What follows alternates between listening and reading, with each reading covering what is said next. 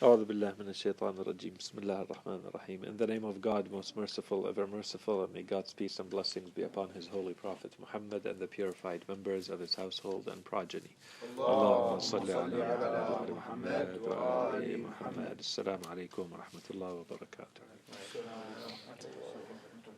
So, as you will remember, we started in the last session with a slightly more detailed presentation and addressing of the complicated, sometimes controversial, problematic issue of evil in the world. Not to take anything away from anything we've said until now, but this is just a more detailed and a different angle to the issue. Everything we have said until now still holds, and it's still good. And maybe at the end of it, I'll mention how these two angles that we have presented differ and where they come from. They're both valid and they're both, I think, useful, and given the importance of the topic and given how it is used to attack religion and to attack belief in God, I think it's better for someone to have more arguments than less for this specific issue. So really we've presented one angle to the question or the problem before Shahr Muharram and when we first came back, and now we're presenting a second one.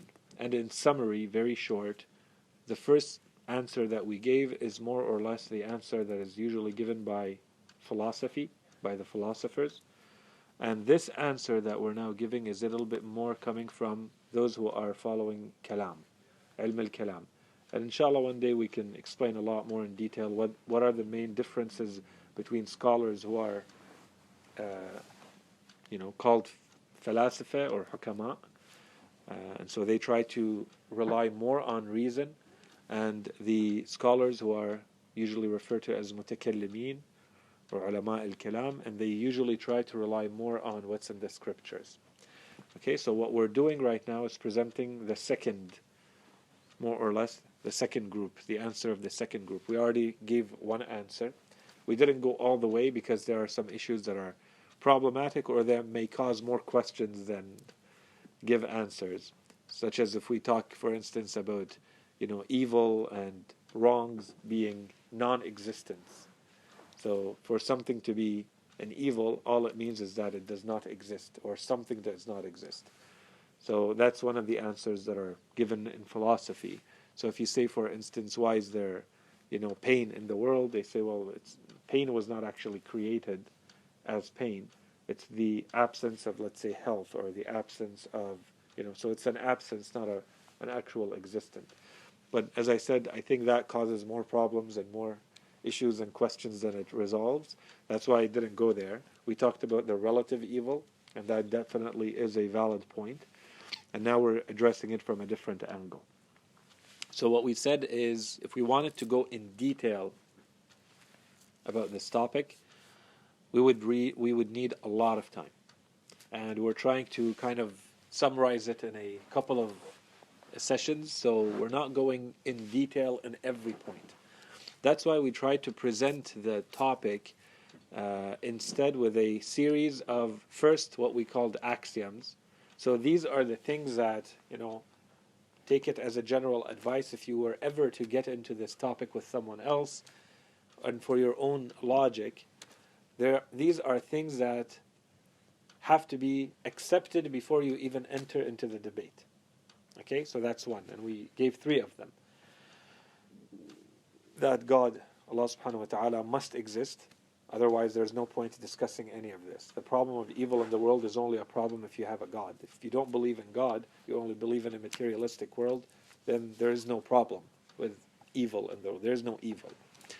The second one was that we are actually, as human beings, capable of discerning between good and evil. And the third one is that human beings have a free will. If those three top points or subjects are not well understood and agreed upon, then there's no point in discussing any of this. And that's why we actually established all of these before. In previous sessions, we went through all of these and we talked about them at length. And then we said there's a number of arguments and sub-arguments that if we wanted to give this detailed answer fully, we would need to explain in detail. These we called the rules, and we presented 9 of them. We're not here going to go through each one of these rules. We said we're going to summarize them. In a few of them, we've already covered. In previous sessions, we've already talked about them. Other ones, as I said, in reality, all 9 of them should be more or less intuitive. Unless you want to just argue, generally speaking, humanity agrees with these rules. They should be intuitive enough. That said, there are proofs that can be established for each one of these arguments or rules, and we're not going to go through them. But if ever you wanted to, then each one of these would become its own topic, and we would need to talk about it at length. But a lot of these would fall under we call it the moral philosophy, sometimes ethics, okay? But that's a whole field on its own. These questions of rights and rights as in who has a right over whom and how do you establish a right, and then the moral right and moral wrong issue, where does that come from and how do we discern it, and so on and so forth. So with that in mind, I'll just mention the rules very quickly, and then we'll explain what we're trying to do today, which is, I'm going to call it part 1 of the detailed answer. And inshallah, next time we have part 2 and the conclusion of all of this. So the categories in which all evils can fall, the big evils that are problematic for humanity. So the 9 rules that we talked about were, and unless there are questions about them, I think they should be clear enough so we can move right away into the topic. The 9 rules were, first of all, we said that given the nature that we explained about God, God does not commit any moral wrongs. And this we explained. We said if a moral wrong is committed, then we need a driver for it. So either it's ignorance, you don't know what's a right and a wrong, or you know but you are incapable, so there's a lack of power, or you do it just because, and that will fall under will. Okay, so you have the power and you have the knowledge, but you have no will to do the right, or you have a will to do the wrong. And none of these would apply to in the case of God. Okay, so that's in summary the argument for that first rule. So rule 1, and this is useful because if you get into that discussion, when you look at the evils, you have to right away eliminate that as a possibility. So you have to make the evil fall into one of the other categories. And this is what we're going to see when we're going to create the categories at the end and put all the evils in them. The second rule was that there is no creature that has a right upon God. Because you are a creature of God, you don't really have a right over God. If there are any rights, they're rights that God has imposed, or they fall under one of the other rules. Otherwise, there's no right upon God. The only exception to this was your snowman in your head. Okay, 3. And this one I think we've explained enough, and I think it's clear enough too. When there's an actor, someone who acts, who commits an action, they are responsible for that action and the result of that action. And if there's an intermediary, and that intermediary is mature and conscious, then they are responsible for that action. Okay? So if I give the means, and then whatever is done with the means is done by a conscious, willing, mature entity, that entity is responsible for its own actions. Then we move to the next rule, and we spent a little bit of time explaining it, so we won't spend too much time now. When we explained the issue of evil, we said shurur, or evil, is really 2 different notions that have, with time, been lumped together as being one. One of them is the issue of moral wrong. So sometimes the shar is a moral wrong, and in other cases, the shar is a harm. And we said those 2 notions are not necessarily always linked or, in a more philosophical term, there's no identity between them. Not every moral wrong is harmful, and not every harm is a moral wrong. And we gave different examples to this. We said, for instance, someone who wastes time, wasting time is a moral wrong, but there's no harm in it. And sometimes there's something harmful, but there's no moral wrong in it. Such as, for instance, being punished for having committed an injustice, let's say, or reparation. So you do something and this is the reward or the punishment for something that you have done. Okay, so anyone who says that would say you're reestablishing justice, and they would not say you are doing something that is morally wrong, morally reprehensible, even though it may cause harm. Because you're punishing the person. You're taking something away from them, or you're whatever the punishment may be. And then there are rules that were related to these. So these were some of the main rules. The rules that were related to them are, for instance, if harm is done as a punishment, if it's done in an appropriate manner, then that harm is actually good. If I harm someone, but I'm harming them as a appropriate punishment, or an equal punishment to something they did, a crime, an injustice, a wrong that they did, then that in itself, that harm is good, because it reestablishes justice. Okay, so that's one rule. So that was rule 5. Rule 6, retribution or punishment to reestablish justice is good. So the harm, if I look at it from the point of view of being harm as an equal punishment to an act is good, and retribution to or punishment is good, if it is appropriate, if it is equal to, and all those conditions. And on the other side, we said that if someone is being harmed, they are losing something for the good of someone else, for instance, charity, for instance, as an example, then it would be good to reward them. It would be good to give them something back for what they have lost, because they have done something good, something that has benefited someone else. Okay? That's another rule. As we said, those would kind of fall as sub-rules under everything we said before. So these are the details of them. And then the two last rules, and they go together, and those would require a lot more explanation, and so that's what we're going to do today.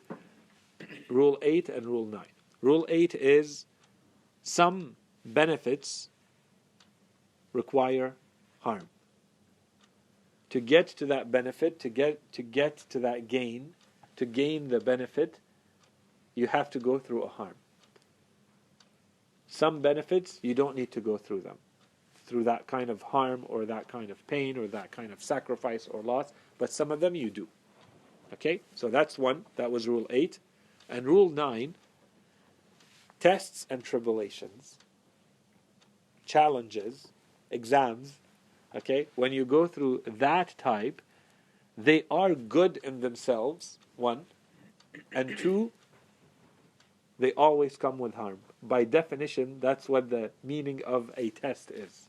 That you are going through a harm, through a difficulty, through a challenge, through a problem, through a loss. Okay? But that gives you access to a good. So today we want to take a moment to properly explain those two, to add a few points to what there's something obvious about them, and we want to make sure they're well understood.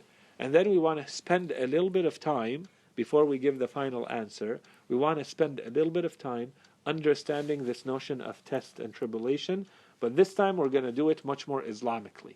We're going to do this as though it's like between two brackets. It's like we're taking a pause from the whole discussion here, because I think this is a very relevant topic. It's an important topic, this topic of ibtila, okay, tribulation and being tested.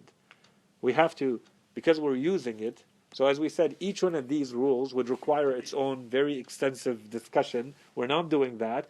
But here this notion is very important, and I think it's going to make the answers a lot clearer once we go through them, as we will explain in a moment.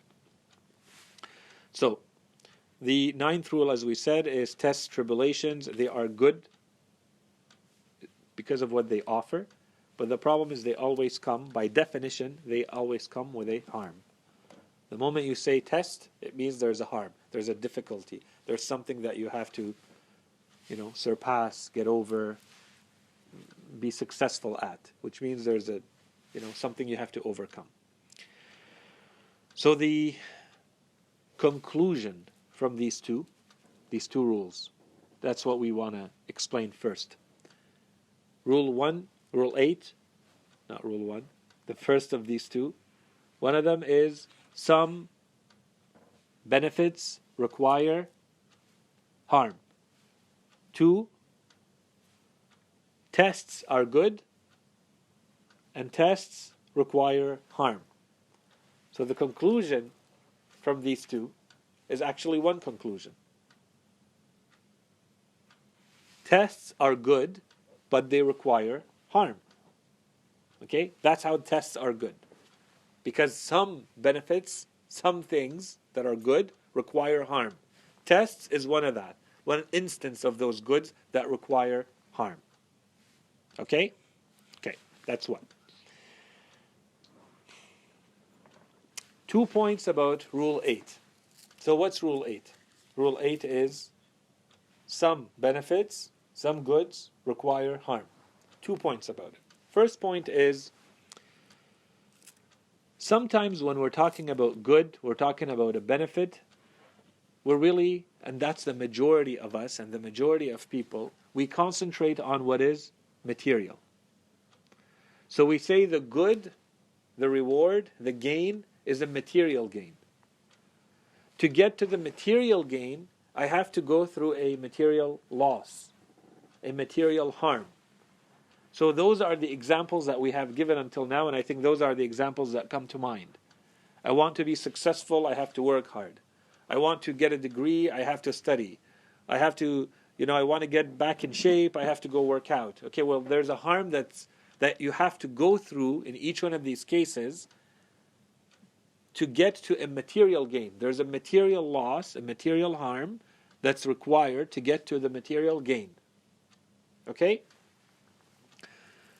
The truth, though, for this topic, especially from the Islamic angle that we want to present it, this type of gain and loss is actually less interesting. It's less interesting because, first of all, it follows the law of causality.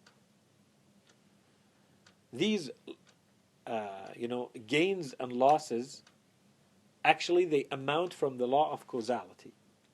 If you understand that the world is all built on cause and effect, there is no way around this. And in a certain way, to a certain extent, the material gain and material loss could be explained by determinism. To a large extent, they are predetermined because they are clear law of causality. In some cases, some of the examples I'm mentioning actually don't always fall here. They don't fall under the heading of material gains and material losses. What they actually are spiritual gains and losses. And here's where it's a lot more interesting.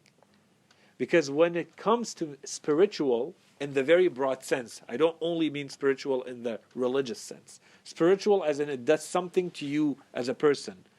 Not necessarily something tangible with, money or something you can quantify, or it's because it requires willpower. It requires discipline. It requires free will. You have a choice to make. So we're not talking about cause and effect automatic. This is one type of evil and problem and wrong in the world. We can explain those, but they're less interesting. The more interesting ones are the ones that actually require free will. The moment you fall under the free will, then there's a spiritual dimension to it. You're doing something, and this is spiritual growth. Now, it may come out as a physical outcome, but the truth is there's a spiritual dimension to it because there's willpower, because there's a free will being exercised to go in to do something or not to do something. Okay? We want to concentrate on this spiritual, this type of evil and this type of good and this type of harm, this type of gain. anything that has this spiritual dimension to it. Okay? The reason I'm mentioning it right now is that this is going to be important when we present the evils and the categories in which they fall. So all I'm saying is keep this in mind. When we say there is a harm and when we say there is a gain, a benefit, it's not always only going to be material. It may also be spiritual. Okay? That's one point. The other issue that we may have is if you get stuck in the material benefits and the material harms, if that's all you see, and this is something I should probably mention at the end, but I'm going to say it now, in case some of you are, although I feel everybody's tired or a little distracted, but that's fine, okay? But if your brains were on overdrive and you could anticipate problems with what I'm saying, the issue here that should arise is that if you get stuck in the material gain and material harm, the issue is, why did God create the world in this manner? So I understand that I have to go through a material harm to get to a material good. I understand that this is the nature of this world. But why did he create the world in this way? Why didn't he create it in a different way where I don't have to go through this harm to get to the good? Why did he create the world in a way where I have to go through a harm? So basically I'm questioning the good or bad, exactly, of the rule itself.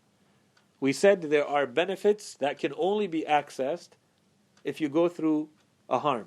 You go through a sacrifice. You go through a problem. So if you look at it from the material aspect and you say there's only matter, and I'm only looking at material gain and material loss, then this is going to generate another question.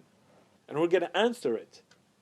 But if you don't keep the other one in mind, the spiritual one in mind, you won't really have an answer. Okay? So I'm giving you the key to the answer right now. That's the punchline, part of the punchline. It's not the entire thing.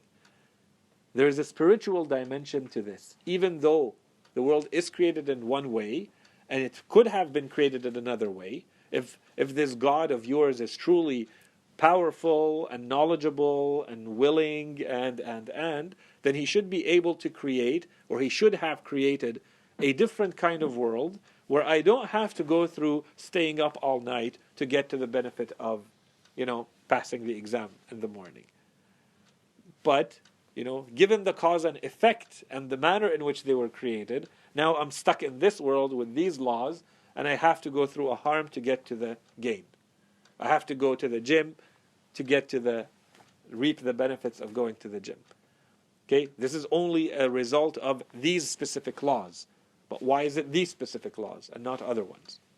Okay, so this is an issue that inshallah we're going to answer later. But this is where we have to distinguish between the material and the spiritual.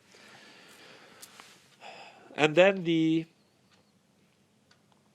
other aspect of the spiritual that I think is very interesting is that it opens the door to everything that is, as we said, you go way beyond, automatic causality, and you get into things that are very, very personal to people.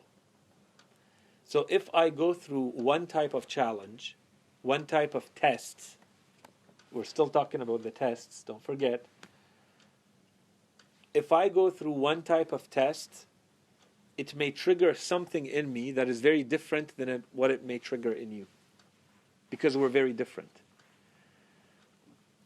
So, if I get a lot of money, and you get a lot of money, we're not going to react in the same way.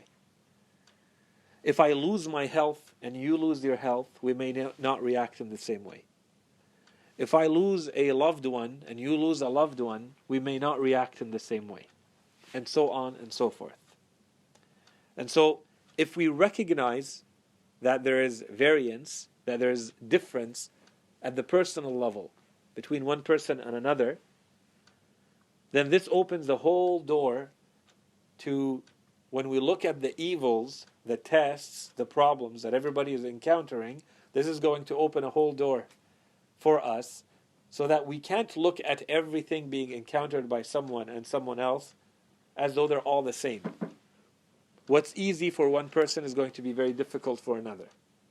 And what makes one person a much better human being is going to make another person a much worse human being. And there is no law for this. This is kind of part of the inner secrets of this world, that we were created different. So that what makes me better may make you worse. And what makes me worse may make you better.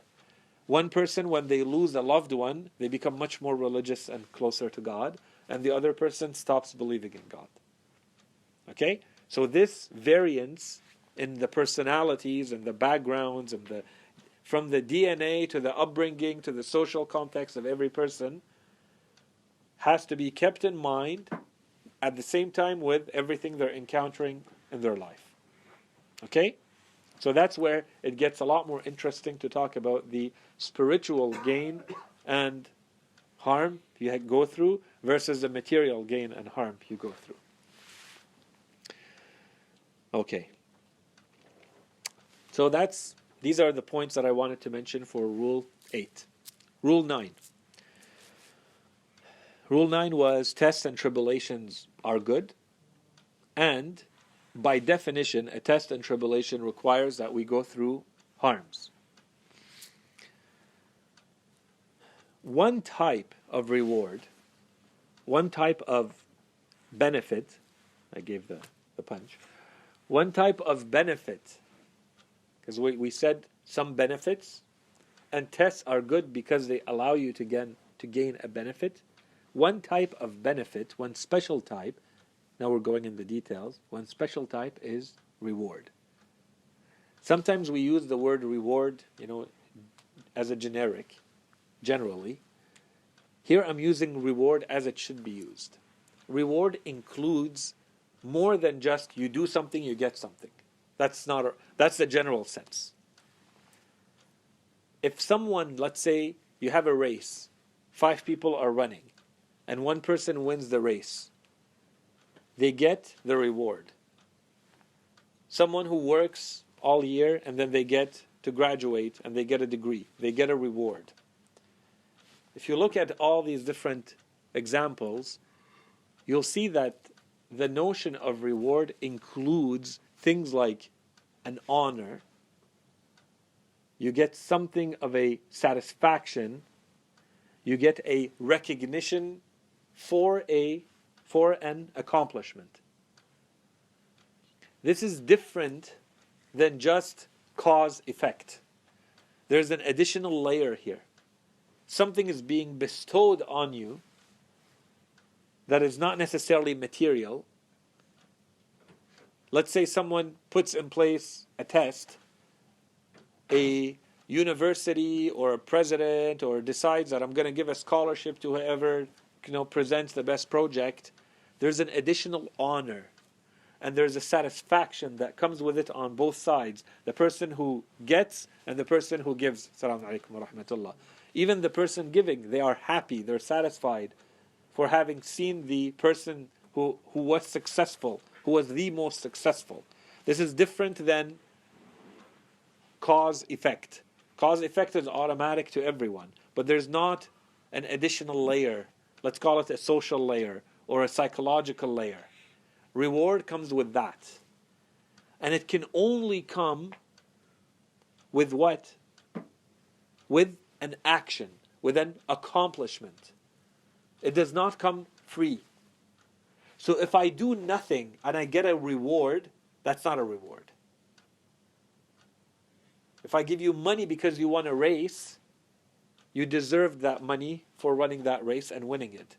But if I give you a reward for running a race and you didn't run the race, I just took the money and gave it to you, that's kind of foolish. It has no meaning. It has no sense. Okay? I just want to see if there was anything else I want to mention here. Okay. So I think this point should be clear. So there's a distinction between just a general benefit and a reward. And this notion is very important the moment you get into anything religious. Because in religion, it's not benefit, it's reward. So, That's why I'm talking about this. We're going to park it too. These are notions we're parking now. Okay, we're covering them and we're putting them aside so that the categories become easy to put in place. So when does it become a non-foolish benefit? Meaning a non-foolish reward. You need three things. The first is that I need to tell you, you as the person, let's say, running the race, going through the test, wanting the reward, the first thing is you need to know. So you need knowledge, you need the information. That tells you, this is, if you do it this way, these are the conditions for the scholarship. These are the conditions for running the race. If you do it this way, if you beat everybody, if you run within this time, if you give the best essay, whatever it may be, you need to know what the conditions are. You need to know what the rules of the game are. That's one. So, for the reward not to be foolish, you need to know. You need the information. That's one. The second thing is, for this to be a test with a benefit that is a reward, you need true incentives on both sides. Otherwise, and the more you can create that incentive, the more people are going to intuitively recognize that you deserve a reward. What does incentive mean? Incentive is something that encourages you, that drives you to do or not to do. You need it on both sides. Like what? So if, to save time and not spend too much time, without giving too many examples, let's just give the case we're talking about. We have been given reason. We've been given a brain, a mind, that is capable of distinguishing between right and wrong. Okay? So on the one side, when you want to or not want to do something, you have reason pulling you in one direction or the other. Okay? Telling you do it, it's really good, or don't do it. So, simple example, at night, you just ate a whole bunch of junk food, and you went to bed, and you're lying in bed, and you remembered you haven't brushed your teeth. Your reason is telling you, get up and brush before you go to sleep. Okay, so reason is pulling you in one direction. That's one incentive. That's something driving you towards doing something. It's an incentive. If you brush your teeth, they will stay in good shape, and you may not need to go and get them drilled by a dentist later on, which will be painful and. Okay, so that's the incentive. Or you won't have to spend the money or the time, or you hate the dentist, or whatever it may be. On the other side, you also have an incentive that it's really pleasurable to just be lazy and stay in bed, and you just want to sleep, and you're exhausted and tired, and you don't really want to get up. That's an incentive. The incentive here is there's a pleasure that comes from being in bed, being comfortable, and wanting to sleep. Is there an incentive on both sides? There is. Is it huge? No. And that's why no one is going to come and give you a reward for it. But when that incentive on one side and the other is a lot bigger, then that reward is going to be a lot bigger. Human beings, generally speaking, accept this. When you finish a PhD, they say the incentive to do and not to do was a lot bigger. Right? It's really, really good that you do, but the incentive of not doing is actually really, really big too. Because it takes a long time and a lot of energy, and you may or may not finish, and. So if you're going to actually go through the whole thing, then we're going to give you this huge thing. That's why you deserve this huge thing, and we're all going to agree that this is very prestigious and very big, and whatever else in life happens to be in this manner. When you recognize someone, you want to honor them, you want to recognize their accomplishment, it was because the incentives on both sides were very high. If they were very small, something that looks like it's trivial, that anyone should be able to decide very quickly, no one is going to give you a medal for, okay, he got up and washed his teeth. Let's give him a trophy. But there are other things in life where people will come and give you a trophy.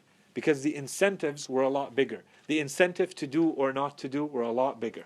So the higher they are, the less foolish it is to give the reward. The more the reward is appropriate and hard-earned. Okay? So that's the notion of reward. One, you need the knowledge. Two, you need real incentives on both sides. You need an incentive to do, and you need an incentive not to do. Why? To put the free will through the test. And what we recognize as human beings is what you're doing with your free will. Because we can see the easy answer. We can see the easy way out, all of us. And we say, oh no, but the person actually went through with it. Okay, they deserve recognition. They deserve respect. They could have decided, it's too much work. I'm too lazy. I don't feel, but they didn't. So they deserve my respect, my recognition for having gone through that. Okay? So one, you need the knowledge. Two, you need real incentives on both sides. And three is you need freedom of choice, which is the part that goes without saying. So for the reward to be non-foolish, these things have to be put in place for the people going through it. Are they actually free? Is there something pulling them in different directions and they have to make the right call? And do they have all the information they need to make the right call? And then it's how do they exercise their free will given being pulled in all these directions? These incentives are pulling them and pushing them. Be lazy, go towards pleasure, or do the right thing, be strong.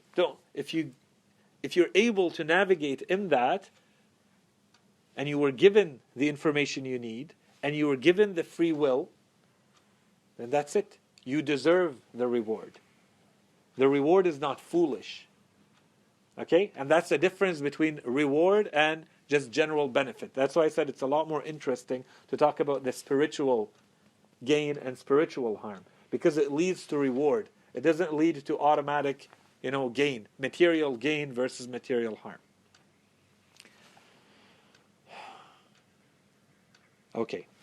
Here, and this is something I'm going to go over very quickly because I don't want to spend too much time on it. It's something I mentioned last time. With this, we've explained the rules. We've explained all the rules. Given these rules, what we said is there's a short answer that we can give to any problem of evil in the world. By using just 3 of the rules, we have an answer to all the evils in the world. But that answer is going to be very high level. It doesn't go into any detail. Rule number 1 said, God does not do any moral wrong. Rule number 2 said, actually number 2 we can skip over. Rule number 3 said, rule number 1, God does not do any moral wrong. Rule number 3, every actor is responsible for their own action. Rule number 4, the link between moral evil or moral wrong and harm is not necessary. So something may be harmful but good, and something may be morally wrong but not harmful. With those 3, we're able to go through any evil in the world. So, rule number 1, it's not God doing the evil. So you get rid of a whole category. You have to dump the evil into something else. So, what is this evil we're talking about? Every actor is responsible for their own action.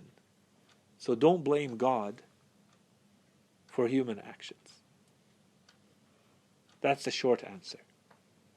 Okay? That's 2.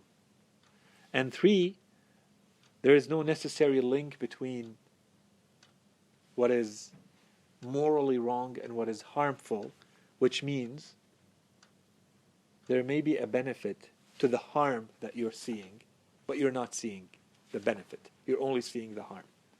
With that, you no longer face the problem of evil in the world. That's the short answer. The problem is, when someone gives this answer, there's always a questioning, but why? So why is it this way? There has to be some sort of deeper wisdom. Why is it this type of world?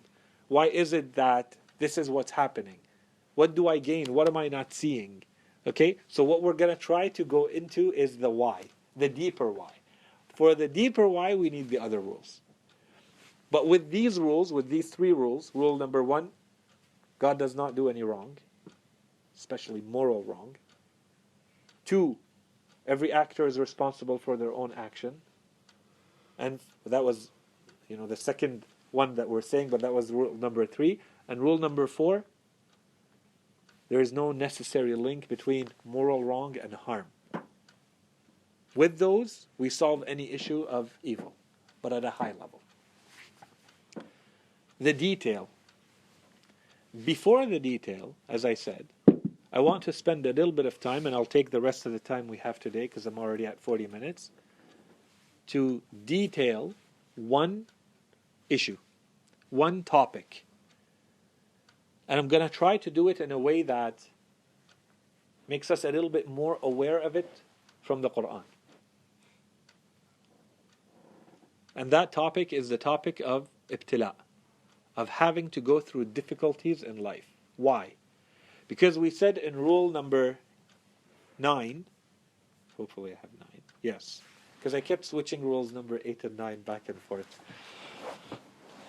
Rule 9 is tests are good, but they're always harmful.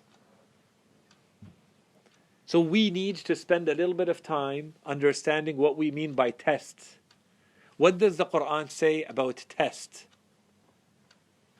If we have that in mind, then we have all the pieces to give the detailed answer. We could have skipped over it, but inshallah you'll see that this is going to be very helpful. First things first. I'm going to try to go fast here, but I need you to listen to the verses. Okay? I'm going to try not to talk too much, and I'm going to use verses of the Quran that I think should give a pretty good, clear picture. Okay? This is kind of like a Quranic excursion. It's a Quranic journey about one topic. And inshallah, one day, once we finish all of this, and we start getting into, more Quranic topics, or just Quran interpretation in general, you'll see that there are, in the field of Quranic commentary, tafsir, exegesis, interpretation, they say there are two types of tafsir. One tafsir, they call it tartibi, or sequential. So I open the Quran at any given verse, and I explain or understand that verse, and the verse that is right after it, and the verse that is right after that one, and I go on like this. And so we may decide, we're going to take it from the beginning of the Quran, Surah Al-Hamd, Surah Al-Baqarah, and so on and so forth. This is called tafsir tartibi. It's sequential. I'm following the sequence of the verses as they appear. So one verse tells me Allah, that I have to follow. The next verse starts talking about maybe Prophet Musa and his people, and this goes on for maybe 10 verses. And then the verse after that talks about Yawm al-Qiyamah, and okay? So I'm going from one topic to another, one subject to another, but following the order of the verses. Sequential tafsir. A second type of tafsir is called the tafsir al-mawdu'i, thematic interpretation. What is that? I take a theme and I go through the entire Quran to see what the Quran says about that theme. And this is sometimes how our scholars, to use the objective language used by, the academic world, let's say, they're going to say, we're going to see what the Quranic theory is about something. So I may go through all the verses of the Quran that talk about economic transactions, and I say, here's the Quranic theory about economics. So I go through the Holy Quran and I find 20 verses, 30 verses that talk about this. I have to put them together in a way that gives me a coherent theory. I have now something that I can present and say, you want to know what the Quran says? I can't just take random verses and just read them one after the other. I have to find which one says what, put them in the right order, and make them say something that makes sense, that's coherent and cohesive and holds together, that I can present. And now I have a full picture of what does the Quran say about itself? That's a theme. What does the Quran say about God? That's a theme. What does the Quran say about family relations? Right? So these are themes. So what we're doing now, we're going to do that, but we're going to do that for the topic of, or the theme of, ibtila. And of course, this is a huge topic. We're going to take 10, 15 minutes to do it very quickly right now. But this is, something to keep in mind, inshallah, for the future. But this is how we would do it. So, first question. Why were human beings created? So let's go through some verses in the Quran that talk about this. Okay? Verse number 1. In Surah Hud, verse 7, وَهُوَ الَّذِي خَلَقَ السَّمَاوَاتِ وَالْأَرْضَ. I'll just read them in English. It is He who created the heavens and the earth in 6 days, and His throne was then upon the water, that He may test you to see which of you is best in conduct. That's one verse. وهو الذي خلق السماوات والأرض في 6 أيام وكان عرشه على الماء ليبلوكم أيكم أحسن عملا. ابتلاء. Okay? ليبلوكم أيكم أحسن عملا. Surah Al-Mulk, verse 1. He who created death and life, that He may test you to see which of you is best in conduct. Surah Al-Ankabut, verses 2 and 3. Do the people suppose that they will be let off because they say we have faith and they will not be tested? Certainly we tested those who were before them. So Allah will surely ascertain those who are truthful, and He shall surely ascertain the liars. What does ascertain mean? Confirm. Okay? Surah Al-Imran, verse 179. Allah will not leave the faithful. Allah will not leave those who have faith. Alaykum as-salam wa rahmatullah. Allah will not leave the faithful in your present state until He has separated the bad ones from the good ones. Can you read that in Arabic? ما كان الله ليذر المؤمنين على ما أنتم عليه حتى يميز الخبيث من الطيب. To distinguish between the good and the bad. Okay?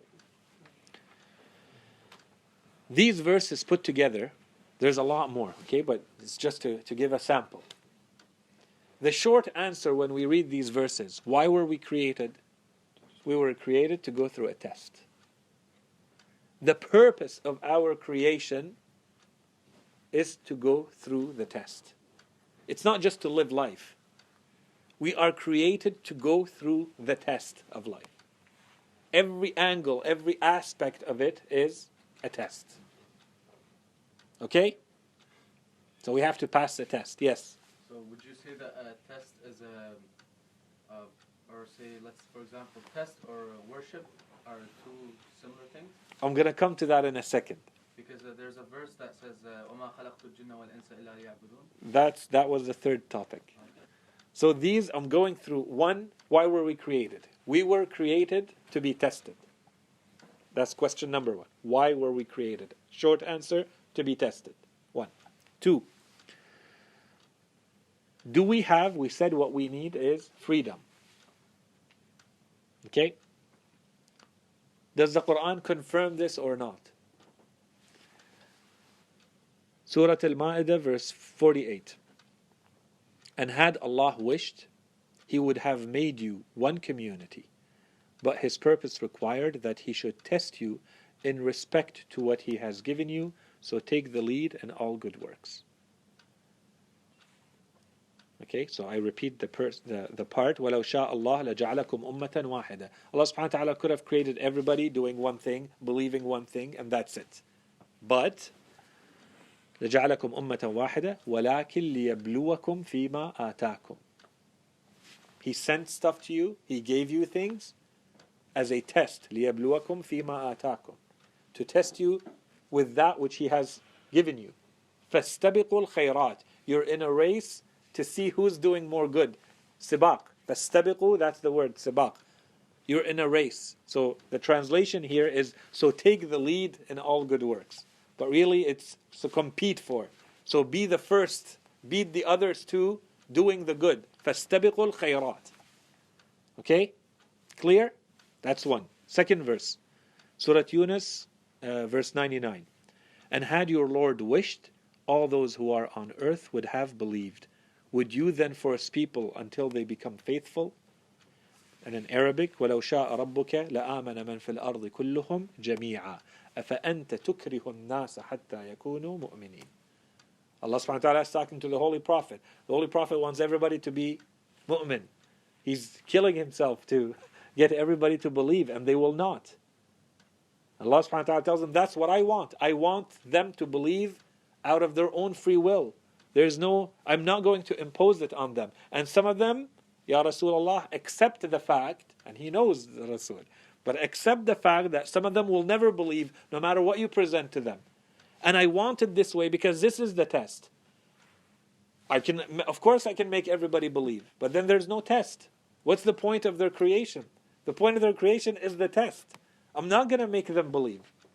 They have to believe on their own. And if they choose not to, that's fine. That's okay. That's the whole point of their creation. Okay? So this is the second component. Freedom. Maintaining the freedom of choice. 3. What's the test? And this is the answer. The ultimate test is worship. Now, it manifests itself in different ways. And we're going to talk about the ways in which the test comes up, and this is what we see. But behind what we're seeing, ultimately, it's supposed to be worship. So as I'm going through whatever I'm going through, depending on how I act, I'm either worshipping or not worshipping. That's the short answer. What's the test? The test is to be in constant worship. Whoever is in constant worship, they're more successful in the test. Okay? And the short verse that refers to this in Surah Al-Dhariyat, وَمَا خَلَقْتُ الْجِنَّ وَالْإِنسَ إِلَّا لِيَعْبُدُونَ. And I have not created human beings and the jinn except so that they worship me. Yeah. Okay, so there's a part that doesn't, not that I'm saying we shouldn't worship, but the test makes sense because there's something to attain, and you go through the test, and it's worth a lot more, obviously, at the end. But the worship part, so there's two parts of worship. One part is like everything you do technically could be worship. So helping others, doing good, whatever, all that could be worship. That's one part that makes sense going with the test. The other part is like, let's say, the forced upon prayers and stuff like that. Why is that necessary in terms of worship? Is it maybe just for like your heart type of thing, or is there like a reason God just wants you to worship him? Yeah, sure. Okay, can I answer a bit? Sure. Okay, sorry if you have a better Go. answer, but from my point of view, I think you're not forced to worship. And that's the whole point of the test. Is worship is like the ultimate test, but you don't have to worship. If you don't pray right now, you're not going to be cursed. There will be a day you'll be judged, but until then, you're not forced. No one's taking you by your hand and telling you have to pray. You make that choice. So that's a test. It's free will. Yeah, okay. So, but your question, absolutely. But I think his question is, to keep it short, because that's a big discussion. To keep it short, you're the one distinguishing between these two types of worship. So you're saying there is a forced upon you part, which is you have to pray, you have to fast, you have to read Quran. And then there is, just be good and just do good, and it's actually one thing. You're the one who's putting some of it in one category and some of it in another. Your job is to do as you're told. End of story. It's ubudiyya. It's ibadah is one way to say it is to say it's worship. So in English, when you hear worship, you're imagining rituals and acts. But it's a poor translation, but there is no good translation. You have to line up a few words together to get ibadah. إِلَّا لِيَعْبُدُونَ, because it could mean to adore me. That's ibadah. It could be to feel like they are enslaved or servants to me. That's ibadah. Your job is to do as you're told. That's worship. That's ibadah. I shouldn't say it's worship. That's ibadah. So when the Quran says, I have only created you to do ibadah, both of these are the same. You're now creating a category that says, well, these are imposed on me. I have to get up in the morning and do rak'atayn of Fajr prayer, and that's different than helping someone. No, not in the logic of God. God told you help someone and you get up and you pray. These are one category. There's no 5 categories here or 3 so that you split them up. Your job is to do as you are told. So long as you do as you are told, and you're not tricked by, now I'm going to read what you're tricked by, the tests, then you're successful. You are in ibadah. And ibadah here definitely does not mean worship, ritual worship. إِلَّا لِيَعْبُدُونَ, I have only created human beings and jinn so that they worship. It is not, this does not mean I have only created them so that they pray and fast. It is that they are always in a state of worship, of remembrance, of servitude to me. This does not mean praying and fasting and reading Quran. This is a part of it. It could be 10%, it could be 30%, 50%. But that's it. The rest of the worship is not in this form. It's those other things you mentioned. So, like there's I don't want to veer off to something else, but like for instance, like for sinning, there's like sins where majority of them you're hurting yourself at the end of the day, or whatever sin you do at the end of the day, it's gonna come bite you back in this life and the next life. But there's some sins that just bite you in the back, and there's some sins that hurt others. So it's like like this came up like kind of a question that's like if your sins only hurt yourself, why are you still getting like punished for it? Like in terms of like to put it in context, like let's say if you have a 2-year-old kid and you told them not to ride the bike without, let's say, the tricycle or whatever, and they can still get hurt, and they ride it and they get hurt, do you still punish them for that? They already kind of punish themselves. Or if they ride it, let's say, and hurt somebody else, then okay, punishment is due. You know what I mean? Like, is there something for that too? Or? Can you keep that until the next? Because we're going to talk about that directly. Okay. We're going to talk about these different evils and why we're getting what we're getting in this world and the next. Okay? And then there's a whole discussion about what happens in the afterlife. Okay? But this is an excellent question. So what did we say until now? We said, first of all, why were we created? We were created for being tested. 2, we have to make sure that, does the Quran say we have freedom of will or not? We do. Not only freedom of will, but Allah subhanahu wa ta'ala is saying that's the whole purpose. So even you, Holy Prophet, stop trying to think that we are ever going to force people to believe. This is part of this order, of this system that some people will never believe. But I want it this way, because that's the test. 2. 3, the test in what? So the ultimate test is worship. Being in a constant state of worship. But the tests in life are in what? Everything. Everything is a test. Some of it is very obvious that you're going through a test. And some of it is not. It's just your level of awareness will make you see, is it a test or not? And how are you supposed to conduct yourself in it? So some people are able to look at 100% of what they're going through, such as a prophet or an imam or, and they can see it as being a test. The good and the bad and the ugly. All of it is a test. All of it. Other people, they may only see 1% of what they're going through as, oh, here's a test. I haven't been tested in 3 years. Oh, suddenly I'm being tested now.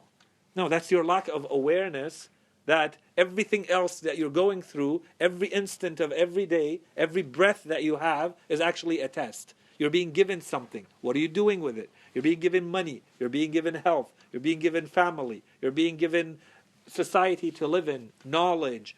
Whatever you look at, this is a test. The majority of people, though, that's not what wakes them up. So they need something that shakes them more to wake them up. And we'll talk about that, inshallah, in the next session. Okay? But generally speaking, everything is a test, but some things are much clearer to the majority of people because they're not aware. They're not woke. Right? They're distracted. And the Holy Quran says, for the majority of people, they're never going to wake up in this life. they're only going to wake up in the afterlife. This is when they see. In Surah Qaf it says, فَبَصَرُكَ. Now you see. لَقَدْ كُنْتَ فِي غَفْلَةٍ. You were distracted from the truth. Now you came to the afterlife. فَبَصَرُكَ الْيَوْمَ حَدِيدٌ. Now your vision has become so clear as though it is, made of iron, metaphorically, in Surah Qaf. The truth was right there in front of you in life, but you were distracted. لَقَدْ كُنْتَ فِي غَفْلَةٍ. No matter what happened to you, you were distracted. Okay? So now the test. Examples of the test. As we said, so in what? The short answer is in everything. But the everything, the majority of people are not aware of it. So you need things that are a bigger slap in the face to wake you up. Examples. Surah Al-Baqarah 155. We will surely test you with a measure of fear and hunger and loss of wealth and lives and fruits, and give good news to the patient, those who when an affliction visits them, they say, indeed we belong to Allah, and to Him do we indeed return. It is they who receive the blessings of their Lord and His mercy, and it is they who are rightly guided. Okay? That's one example. I don't think the majority of us go through this, but the Quran is very clear. وَلَنَبْلُوَنَّكُمْ بِشَيْءٍ مِنَ الْخَوْفِ وَالْجُوعِ وَنَقْصٍ مِنَ الْأَمْوَالِ وَنَقْصٍ مِنَ it doesn't repeat it, وَنَقْصٍ مِنَ الْأَنفُسِ وَالثَّمَرَاتِ. So there's نَقْصٍ مِنَ الثَّمَرَاتِ, it means there's no food. This is a poverty of the national level. You live in poverty, you live in drought. There's a famine, there is disease, there is war, there's loss of life, loss of money, loss of wealth. This is all what? This is not all the end of the world and life is depressing and miserable and وَلَنَبْلُوَنَّكُمْ. And we are going to test you with these things. And the point is, and give good news to the patient. وَبَشِّرَ الصَّابِرِينَ. This is a test. You want to be successful? Be of the sabirin. What's the reward? Go back to the notion of reward. What's the reward? Those who, when an affliction visits them, قَالُوا إِنَّا لِلَّهِ. I don't have any rights. Allah subhanahu wa ta'ala does whatever He wants. I belong to Him, and all these tests also belong to Him. إِنَّا لِلَّهِ. I don't have a right over God to give me or not give me. Allah subhanahu wa ta'ala decided that He's testing me with this. I belong to Him. قَالُوا إِنَّا لِلَّهِ. We belong to God. وَإِنَّا إِلَيْهِ رَاجِعُونَ. And at the end we're returning to Him. That's it. I'm at peace. I can endure all of this patiently. And the reward I get, the benefit I get, أُولَٰئِكَ عَلَيْهِمْ صَلَوَاتٌ مِّن رَبِّهِمْ وَرَحْمَةٌ. It is they who receive the blessings or the prayers of God. See, we are always saying, Allahumma salli ala Muhammad. Send your prayers to Muhammad and his family. Well, you want to be of those that God sent His prayers on you. You have to be one of the patient ones when you go through the difficulty. And you fall in the same category. It is those who receive the blessings or the prayers of their Lord and His mercy, and it is they who are rightly guided. In Surah Al-Fajr. So these are examples of what are we tested in. How do these tests come to us? Surah Al-Fajr. فَأَمَّا الْإِنسَانُ إِذَا مَبْتَلَاهُ رَبُّهُ. In English, as for the human, whenever his Lord tests him and grants him honor and blesses him, he says, my Lord has honored me. Things are good. The next verse. And then when his Lord tests him and tightens for him His provision, suddenly the blessings, whatever you want, is not coming to you. He says, my Lord is humiliating me. No, both of them are a test. The same exact test. But because you want one and you don't want, you think that if you get what you want, it's not a test? It's a test. Just like it's a test that you don't get what you want. Both of them are the same test. But the Quran says we react very differently. Okay? Next one, Surah Al-Anbiya. In case there was any doubt about what we said until now, to make it clear.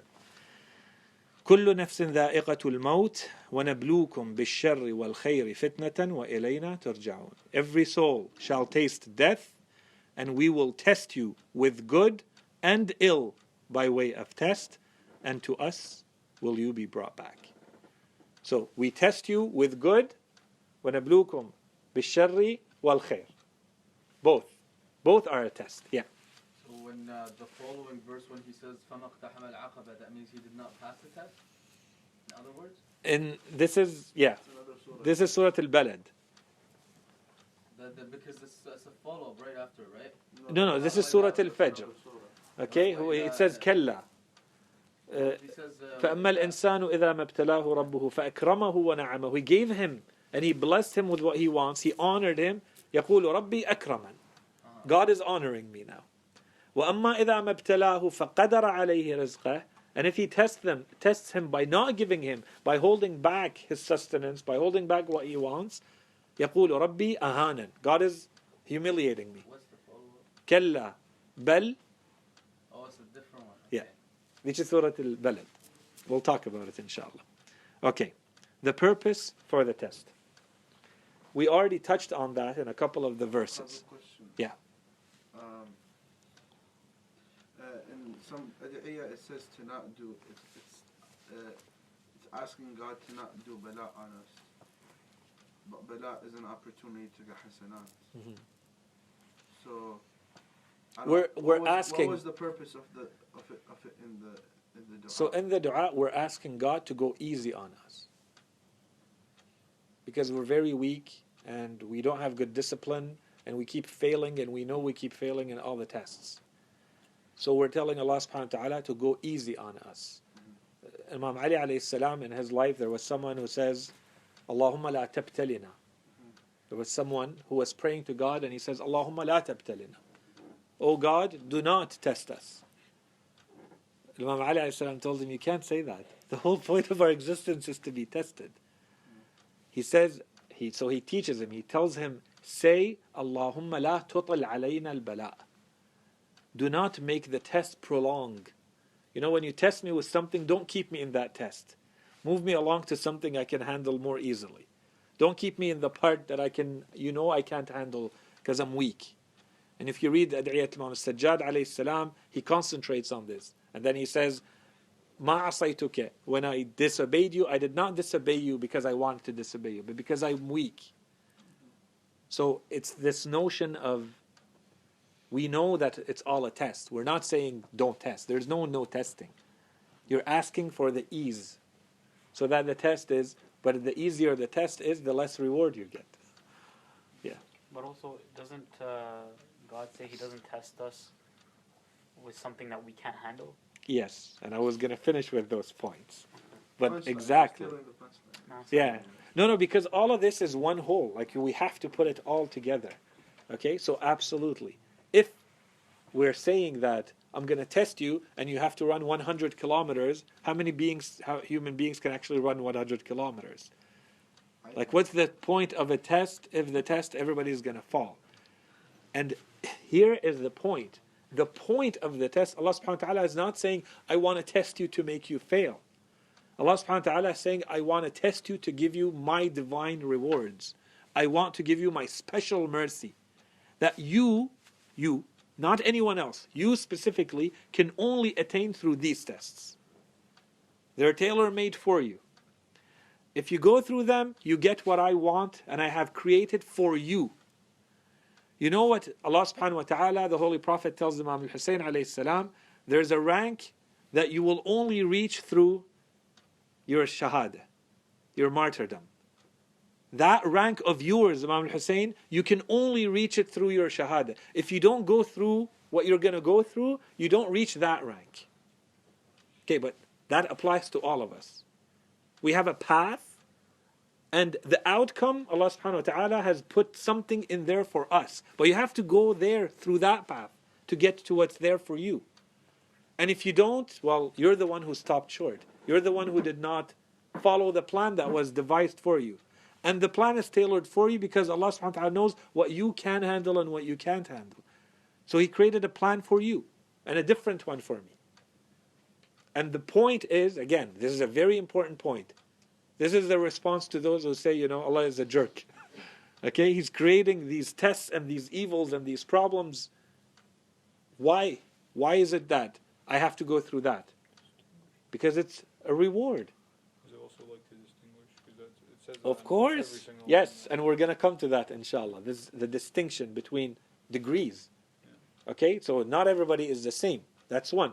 And that's why all to answer this question of, is it just a benefit? No, it's not just a benefit. It's a reward. The more you understand the notion of a reward, the more you understand that you're in a race, you're in a test. You're being tested with everything. The better you do, the more reward you get. And it's been tailored for you. So you can't say, this one is unfair to me. It's very fair to you. Everybody is getting what they can handle, the maximum of what they can handle, which means the maximum reward they can get. Anything less means that you are taking away from the maximum reward of someone. If I can reach level 78, but I'm only being given opportunity to reach level 20, well, that's not fair to me. Give me the chance to prove myself, and I'll show you that I can reach level 78. If you're at work and they keep giving the work that offers you a promotion to someone else, you're going to complain. You're going to say, you're not giving me that work. And they're going to tell you, but this is very heavy work. It requires more experience. It's more complex. You're going to say, I can handle it. Because you know that it's only going through that difficulty that you can show your worth. And you can show how far you can go. If you're only being given the easy stuff, you won't show anything. So it's the same thing. There was a question. Yeah. So from narrations from Imam Ali alayhi salam and from the Quran, we're always requested and asked to have good intentions of God and good faith in Him. But at the same time, Allah says, in one verse He says, Allahumma la tuhammilna ma la taqata lana bih. Right? So it's God do not like weigh us beyond our capacity. So does that mean that certain people deserve to be tested beyond their capacity? So no one was tested beyond their capacity. But Allah subhanahu wa ta'ala, if you understand where that verse is said, so it's at the very end of Surah Al-Baqarah, it's the last verse of Surah Al-Baqarah, right before there, Allah subhanahu wa ta'ala was telling us how Bani Israel behaved. And the test that they were given, the Quran basically keeps saying, and they failed on this one, and they failed on that one, and they failed the one after. And the Quran is clear in this, and the Holy Prophet and the Imams are clear that our religion has been relaxed for us. When you compare it to the previous religions, to the laws that were given, let's say, to the Jews, our laws are much easier. Okay? So we're asking Allah subhanahu wa ta'ala not to give us laws that will make us fail like the Jews failed, for instance. Like that's as an example. So there's a social dimension. As a ummah, as a community, you don't want to fail like previous ummah failed. And they did not fail because God gave them more than they can handle. They made it more than it seems. Is that how is another way to look at it? Well, they failed, but ummah they deserved. That's the issue, and that's a very big topic. But they kept becoming more and more difficult with God, and disobeying and questioning. Every time a prophet would be sent, they question and they disobey and they push back. And so one of the things that kept happening to them is that the laws kept getting more and more difficult. As a punishment in this life. You keep pushing back on them, well, I'm going to keep pushing the laws on you. Here's one more restriction. Here's one more. Maybe you're going to wake up. Here's one more restriction. It's for your own good, the restriction. Because if you obey it, it's going to open a new door for you. It's going to give you more reward. But the truth is, it is a difficulty. We're asking God not to fall in that pattern. Not because Allah subhanahu wa ta'ala would ever give us more than we can handle. But because it will become more difficult for us. Even though it may become more rewarding, it is also more difficult. And so we're saying, please don't give us more than we can handle. In short. Yeah. Okay, so we said, first of all, we were created to be tested. Freedom is freedom of will and the ability to choose freely in this life as well established in the Quran. What are we tested in? Ultimately, we are tested in worship. But the manner in which the tests come to us, it comes through anything and everything. The good and the bad. نَبْلُوكُمْ بِالشَّرِّ وَالْخَيْرِ. Both of them. Now, fourth point. The ultimate purpose of the tests is what? The ultimate purpose is that we reach the divine special mercy or the reward that is dedicated for us. That's the whole point of the test. Yes. Can we ever reach Imam Ali's mindset of like worshiping God because he deserves worship and not because of the reward? Or is it just To worship God because he deserves worship, you can reach. But you can't reach that one of Imam Ali. I assure you. But we can reach a similar one. You can be of those people who worship God because you genuinely, intrinsically understand that God is the type of entity that your type of entity needs to worship. Yes, you can reach that. And there are people who reach that. But is it really absolute? Is it pure? Is it sincere? Is there absolutely nothing else? To each and their ability. But Imam Ali's understanding of this is never going to be within my reach. And the proof is, it's not because it's theoretically impossible. It's because when you see the people who have said the distance between them and Imam Ali is that great, and you know who they are, such as the other Imams, when they say what they are compared to Imam Ali, then, where am I to go there? How about I just work on, what I can and within reach. Exactly, wake up to Salat al-Fajr. Right? Yeah. Okay. So the purpose, as we said, in short, and as I said, I didn't want to talk too much, the purpose is to reach the divine reward, that is for us specifically. Surah Ash-Shura, verse 8. Had Allah wished, He would surely have made them one community, but He admits whoever He wishes into His mercy. And this is admitting into His mercy. And as we said, is it out of foolishness? Is it random? No. You do, it's a reward. You accomplish, you get the honor. You accomplish, you get the reward. That's being admitted into His mercy. Okay? But He admits whomever He wishes into His mercy, and the wrongdoers do not have any guardian or helper. Surah Hud, verses 118, 119. وَلَوْ شَاءَ رَبُّكَ لَجَعَلَ النَّاسَ أُمَّةً وَاحِدًا. Had your Lord wished, He would have made mankind or humankind one community, but they continue to differ, except those on whom your Lord has mercy, and that is why He created them. He created them to test them, to see who will reach the mercy. And then there's a narration from Imam Sadiq alayhi salam. Initially he was asked, what does the verse وَمَا خَلَقْتُ الْجِنَّ وَالْإِنسِ إِلَّا لِيَعْبُدُونَ?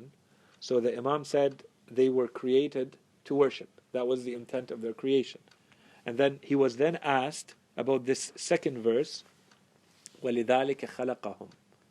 Allah subhanahu wa ta'ala says, I could have made them one community, but they continue to differ, and that is why they were created. So the Imam is asked, so why does the first verse say they were created to worship, and now this verse says they were created to differ, to be different? The difference comes from what? Comes from their free will. It's not that it cancels or it contradicts. It's ultimately they were created to worship. But they were also created with a free will that makes some of them worship and some of them not. And so therefore, they are created to be different. Because they were given free wills and they're not going to use them in the same manner. So the Imam, to answer this, so he was asked first, what about the first verse? He said they were created to worship. What about the second verse? So he said they were created to do that which allows them to earn the mercy. And that's the worship. So there's no difference between the verses. But here, the insistence is on the free will. The other one is the law, the categorical rule. You're created to worship. Now some of you are not going to worship. And that's fine, that's what I wanted. I wanted to give you the freedom to choose to worship or not, and each will lead you to a different path. And then, in Surah At-Tawbah, verse 21, their Lord gives them the good news of His mercy. So again, we're talking about what? We're talking about, I always try to keep the last verse to wrap it up as a topic, so wrap up the topic of reaching the divine mercy, reaching the divine reward. Allah subhanahu wa ta'ala says, يُبَشِّرُهُمْ. These are the people going to heaven. يُبَشِّرُهُمْ رَبُّهُمْ بِرَحْمَةٍ مِّنْهُ وَرِضْوَانٍ. Their Lord gives them the good news of His mercy. So that's a different kind of mercy. This is not the mercy that He creates the whole universe with. This is a special, an additional kind of mercy that you get for being a believer. This is the reward. This is the honor. Okay, it's special to you. Their Lord gives them the good news of His mercy and His pleasure. So He is satisfied with you specifically. And for them there will be gardens of lasting bliss.